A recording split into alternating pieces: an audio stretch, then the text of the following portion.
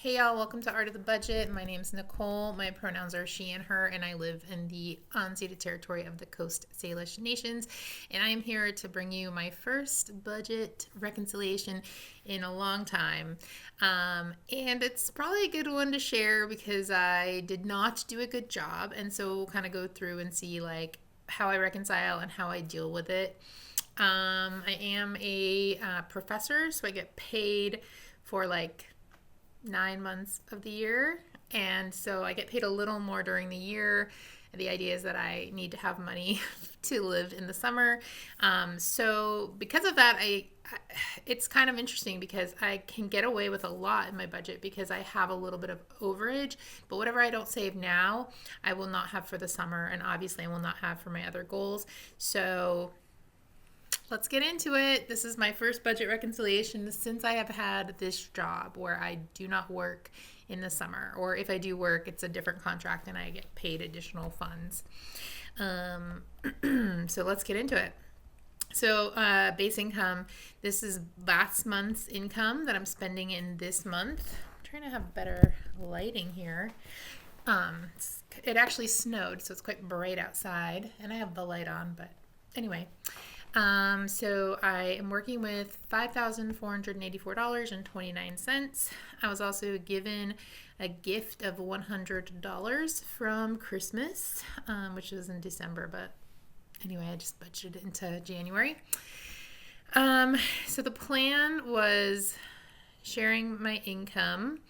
$100. I used to share a particular percentage, but as I've been working back up to just basically not having the financial hemorrhage that was caring for my pets in the last years of their lives, $100 has felt like, I want to share, I want to be generous, I want to contribute, and also it has felt kind of safe because right now I'm rebuilding some of my safety structures, my emergency fund, etc. And I always gift $5 to the Trans Lifeline. And then this month I decided to gift $100 or share $100 with a friend of mine who was displaced because of the LA fires. I, obviously, like $100 is a drop in the bucket, but it's what I could contribute, and so that's what I did. So I'm just going to change that to 105 so these two match. This is my planned amount, and this is what I actually spent. All right, moving on to the next section. Savings I'm going to just ignore for right now, but I will just look at next month. So this is my last two paychecks. This is what will fund February, and so this is the number I'll put in for February.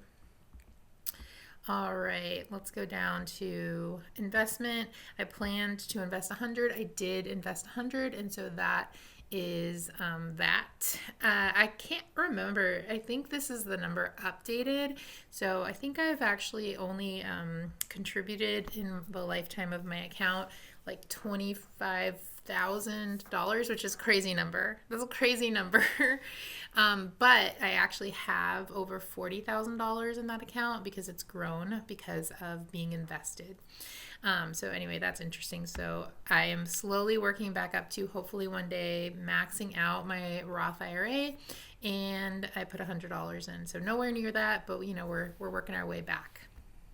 So rent for the following month is $1,300. Electricity. So I'm actually going to look at spent. I can toggle here between remaining and spent. I want to look at spent.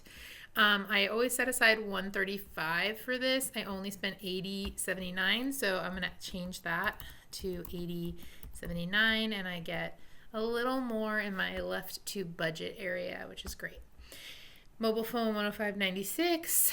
That was correct. Internet is just a little bit different, $71.48. Okay. So I was a little over. Grocery stores and restaurants. So this is for grocery stores, for any kind of like socializing I do, any kind of like eating out or socializing, if it's around food. And my goal is to spend $500. And I spent a lot more than that. I spent $831.09. So a couple things. One, I'm coming off of an injury that I got in the fall, and I was I was really struggling because I injured my hand. You can kind of see it's a little weird. Wait, a little weird, but anyway, I had an open wound on my middle finger on my left hand for months. And so I was not really into washing dishes, and I was not really able to cook, even though cooking is a thing I love to do. Even like chopping vegetables was a lot harder when you don't have one hand. And so I was eating a lot more convenience food and even eating out more. I've started to move back towards prepping. So, even prepping lunch for months, I was just buying like kimbap or different things like that from Trader Joe's and just microwaving them. And now I'm back to prepping sandwiches. So I'm kind of working my way back to a more sustainable situation. And it is what it is. So that's not to, make an excuse for it, but just say the situation is this. My goal is 500. I spent more than that, and I'm going to continue working my way back to what I know is a reasonable goal, even with increased prices of groceries. I know this is a reasonable goal for me, and if I find out it actually isn't, then I will change it. So anyway, I'm going to change this to 83109. Okay, household. Because it's not summer, and I guess I just didn't need to buy anything, so I'm going to actually make this 0 instead of 30. So I'll get that back. Where are we? There we go. There are a couple things, I guess, that are in here that I bought at the grocery store that could go here, but I don't usually worry too much about it. All right, so gas, I spent $309.71. I want to just look and see if I have any repeats. Come in.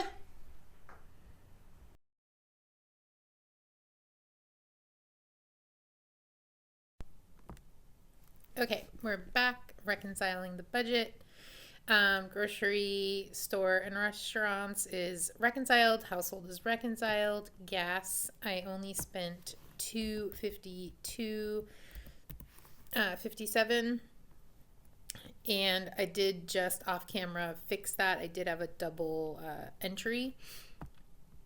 Car registration, that just automatically goes to a bank account. Just gets automatically deducted. Entertainment,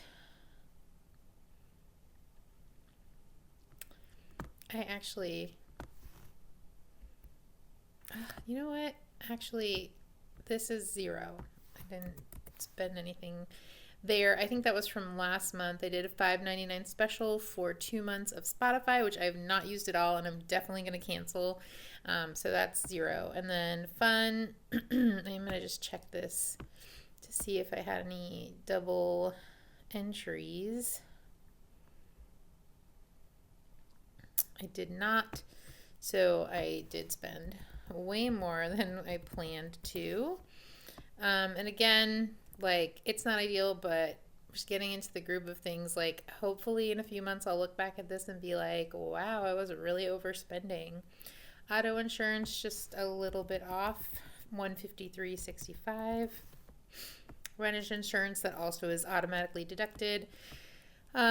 For health, I had a copay and a Providence payment. So those are both things that I now have changed over to my FSA card because my FSA, my flexible spending account, reset for the year.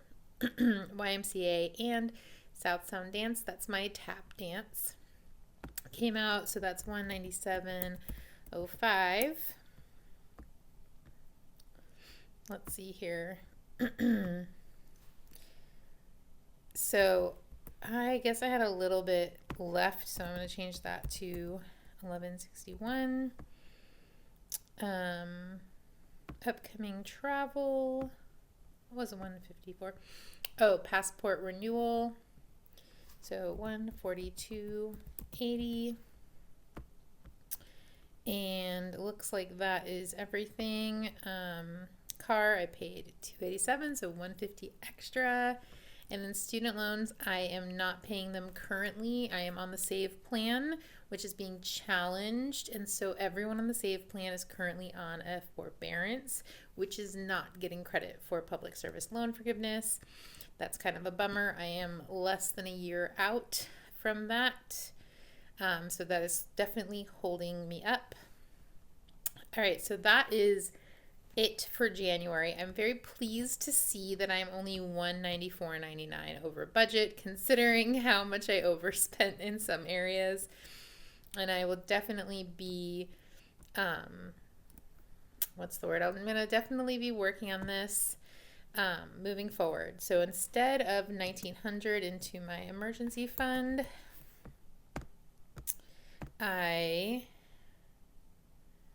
hold on, what's happening? 0? There we go. I can only put 170501. Not gonna lie, I'm very pleased with that. That brings my emergency fund to almost $4,500. So that's pretty great. That feels really good from where I started, like earlier this year. Late last year, but earlier this school year. So yeah, that is my budget reconciliation. It's an every dollar budget. These have all been organized, and yeah, I will see you for my budget plan in the next video. Have a great week, and let me know how your budget is going down below.